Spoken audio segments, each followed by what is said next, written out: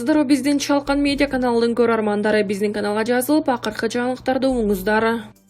Евразиялык фонд Кыргызстанга $3 миллион грант бермей болду. Грант бөлүү боюнча макулдук берилгенин саламаттык сактоо министри Абылкадыр Бейшеналиевке ЮТОФтун аткаруучу директору Андрей Широков кабарлады. Евразия турукташтыруу жана өнүктүрүү фонду Кыргызстандын $3 миллион грант берүү боюнча арызын жактырды. Бул тууралуу саламаттык сактоо министрлиги билдирди. Бул каражат санитардык транспорт жана тез жардам унааларын сатып алууга керектелет. Грант бөлүү боюнча макулдук берилгенин саламаттык сактоо министри Абылкадыр Бейшеналиевке аталган фонддун аткаруучу директору Андрей Широков кабарлаган. Алар Кыргызстан менен Евразия турукташтыруу жана өнүктүрүү фондунун ортосундагы кызматташтык жана коронавируска каршы күрөшүү боюнча биргелешкен аракеттер боюнча талкуулашты. Евразиялык турукташтыруу жана өнүктүрүү фонду катышуучу мамлекеттердин экономикасын колдоодо регионалдык финансылык механизм болуп саналат. Инвестициялык жана каржылык насыяларды, ошондой эле гранттар түрүндө каржылык колдоолорду Кыргызстандан сырткары Беларусь, Тажикстан менен Армения алып турат.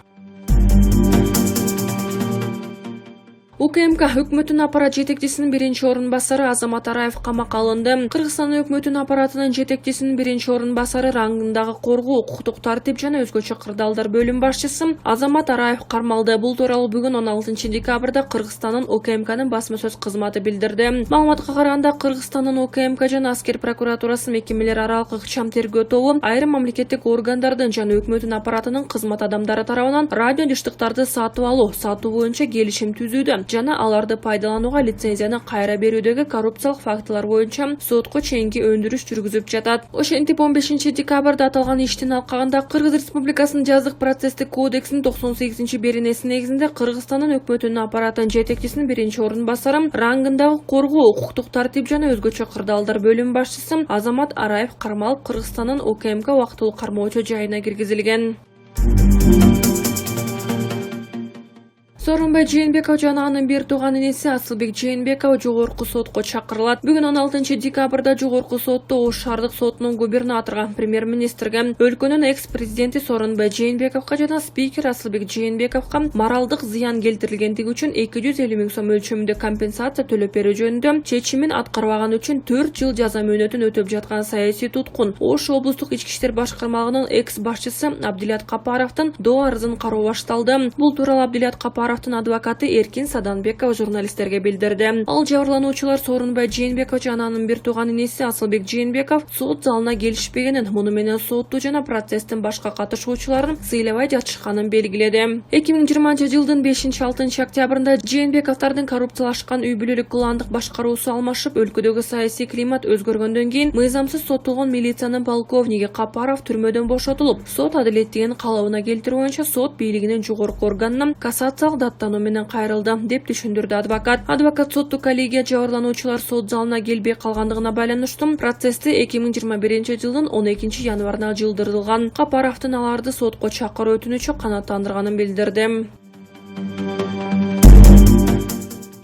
Садыр Жапаров: Ишенбай Кадырбеков, сен саткынсың, мындай акмактарга ишенбегиле. Мындай пикирин Садыр Жапаров өзүнүн Фейсбуктагы баракчасына жазды. Айтылбай турган сөз эле, айтылып кетти өзү эле дейт. Сенин мындай калптарыңа жооп бербейт элем, бирок жалпы эл жана жаштар ишенип алып туура эмес жолго түшүп кетиши мүмкүн да. Ошондуктан чындыкты айтып коеюн. Жетим тоонун лицензиясы эч кандай Кытайларда эмес, 100% биздин өзүбүздүн мамлекетибиздин колунда турат. Эч бир инвесторду алмаштырбастан эле өмүр бою өзүбүз иштейбиз. Аны иштетүүгө көп акылдын, көп каражаттын деле кереги жок. Темирдин запасы 500 жылга жетет. Бала чака, небере чөбөрлөрүбүзгө чейин уланат. Биздин мамлекетибизди экономикалык кризистен чыгарып кетчү бирден бир булагыбыз ушул. Кумтур боюнча кийинчерээк сөз болот. Ишенбек Кадырбеков: Сага окшош саткын, паракор эмесмин. 2007 жылы сен Гастройду жетектеп турганыңда, азыркы менин республикалык штабым жайгашкан имаратты куруп жатканда, ар кайсы шылтоо менен токтотуп $300 миң пара сураганың эсиңдеби? Мен сага пара бербей сот аркылуу чечип алганымды унутуп койдуңбу? Бардык предписаниялар, соттун чечимдери дагы деле сакталып турат. Кийин паракорлук кесибиңди улантып жүрүп камалып кеттиң. Ошондой эле турмуштан сабак алгыдай болдуң эле. Көрсө дагы деле оңул бопсуң. Эми бузукулук кылбай небере жытын жыттап тынч эле үйүңдө отурбайсыңбы? Ушундай бузукуларга жооп бербейин дейм, бирок азыр ушундай кырдаал болуп турат. Анча-мынча түшүнбөгөн элдер ушул окшогон бузукуларга ишенип алышат. Ошол үчүн жооп берип, чындыкты элге жеткирип туруш керек болуп турат. Мындай акмактарга ишенбегиле эл журт.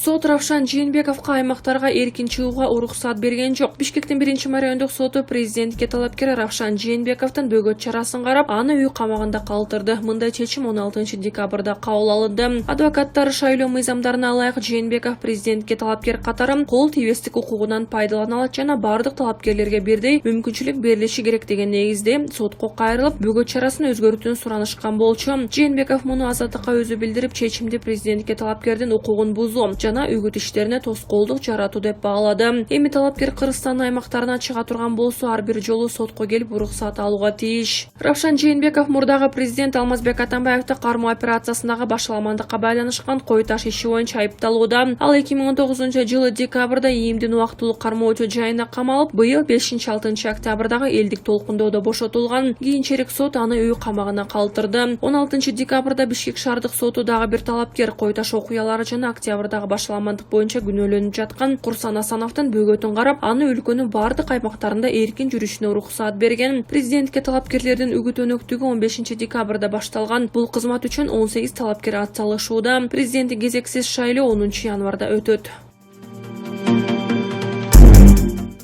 Назарбаев Акаев менен Бакиевди Кыргызстандан чыгарып кетүүгө кандайча жардам бергендигин айтты.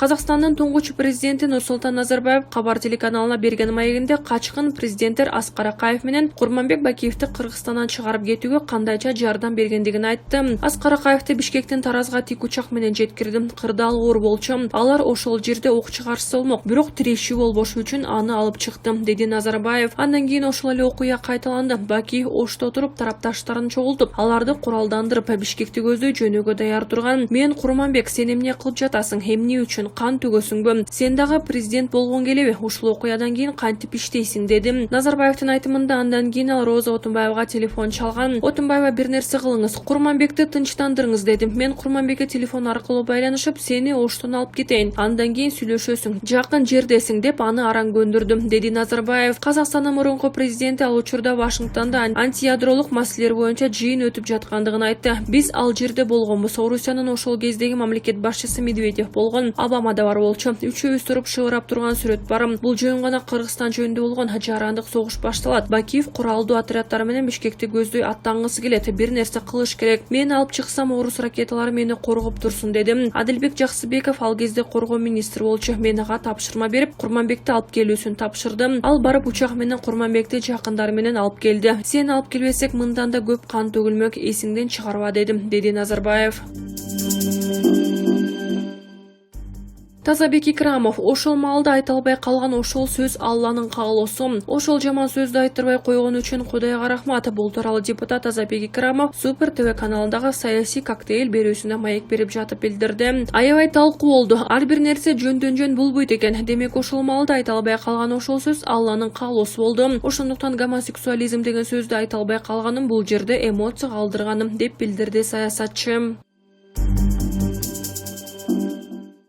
Президенттик шайлоо талапкердин дебаттарынын графиги. КТРК президентке талапкерлердин дебаттарынын графигин аныктады. Бул тууралуу каналдын сайтында маалымдалды. Теледебаттардын биринчи түрү 28, 29 жана 30 декабрда КТРК телеканалында саат 20:00дөн 22:30га чейин көрсөтүлөт. Экинчи тур 6, 7 жана 8 январда болот. Белгилей кетсек, президенттик шайлоо 2021 жылдын 10 январында өтөт. Шайлоого 18 талапкер ат салышууда. Биринчи тур 28 декабрь Канатбек Исаев, Сорун Кулабаклар, Мадумаров Адахан, Касенов Аймен, Калмаматов Бактыбек, Иманалиев Каныбек. 29 декабрь Арстанбек Мыктыбек, Жапаров Садыр, Тагаев Рашид, Абдылдаев Арстанбек, Ташев Имамидин, Абакиров Элдар. 30 декабрь Төлбаев Бабыржан, Асанов Корсан, Жээнбеков Равшан, Байгутиев Жеңишбек, Кочкоров Улукбек, Сегизбаев Абдел. Теледебаттардын экинчи түрү 6 январь Жапаров Садыр, Мадумаров Адахан, Исаев Канатбек, Асанов Курсан, Абакиров Элдар жана Касенов Аймен. 7 январь Сорун Кулабаклар, Сегизбаев Абдил, Абдылдаев Арстанбек, Жээнбеков Равшан, Тагаев Рашид, Иманалиев Каныбек. 8 январь күнү Кочкоров Улукбек, Төлбаев Бабыржан, Калмаматов Бактыбек, Байгутиев Жеңишбек, Ташев Имамидин, Арстанбек Мыктыбек.